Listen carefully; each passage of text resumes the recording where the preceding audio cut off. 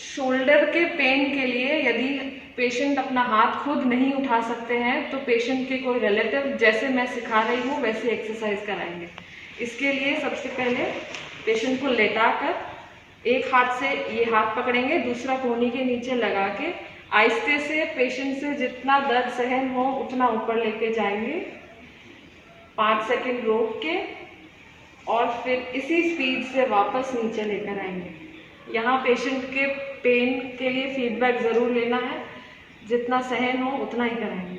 इसे 10 बार। इसी तरह से दूसरी एक्सरसाइज में कोहनी को यहाँ से बेंड करेंगे, हाथ यहीं पकड़ के रखना है और साइड से पलंग के किनारे बाहर लेकर आएंगे, जितना दर्द सहन हो उतना, और फिर वापस नीचे। ये भी 10 टाइम्स। ये वाला हाथ इधर लगे। अगर इस कंधे में पेन है तो आहिस्ते से इस हाथ को सीधा सीधा ऊपर लेके जाइए, जहां तक दर्द सहन हो वहां रोक के रखिए और फिर इसी स्पीड से वापस नीचे लाएंगे। ये भी 10 टाइम्स। जितना आपसे सहन होता है वहीं तक लेके जाएंगे।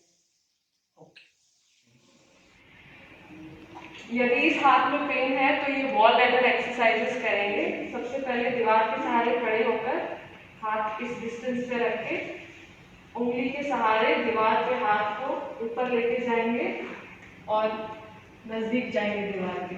कोहनी बेंड नहीं होनी चाहिए, मुड़नी नहीं चाहिए। इसे यहाँ होल्ड करके रखेंगे 5 से 7 सेकेंड और फिर इसी स्पीड से वापस नीचे जाएंगे। इसे 10 टाइम्स करेंगे। यही एक्सरसाइज में फिर दीवार के ऑपोजिट तरफ खड़े होकर हाथ को इस तरह से बाहर निकालेंगे दीवार पे और वापस से उंगलियों के सहारे दीवार के ऊपर हाथ लेके जाएंगे, होल्ड करेंगे 5-7 सेकेंड और फिर इसी स्पीड से वापस नीचे आएंगे। इस एक्सरसाइज में ध्यान रखना है कि आपका कोहनी ना बेंड हो और हाथ उतना ही ऊपर लेके जाएंगे जितना आपसे दर्द सहन हो। शोल्डर पेन की एक एक्सरसाइज और, जिसे कॉर्डमैन एक्सरसाइजेस कहते हैं, वो इस तरह से करेंगे। किसी टेबल या पलंग के सहारे खड़े होकर जिस हाथ में पेन है उसे फ्री रहने देना है।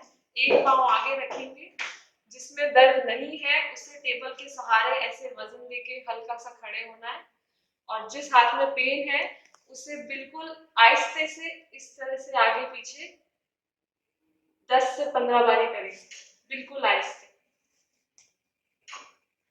इसी तरह से इसी हाथ को फिर आप अंदर बाहर भी करेंगे इस तरह से, ये भी 10 से 15 बार और फिर एक गोलाई में इसे घुमाएंगे इस direction and then anti clockwise. जितना पेन सहन होता है उतना ही इसे आगे पीछे और अंदर बाहर हिलाएंगे और रिपीटेशन 10 से 15 रखेंगे। दिन में 2 से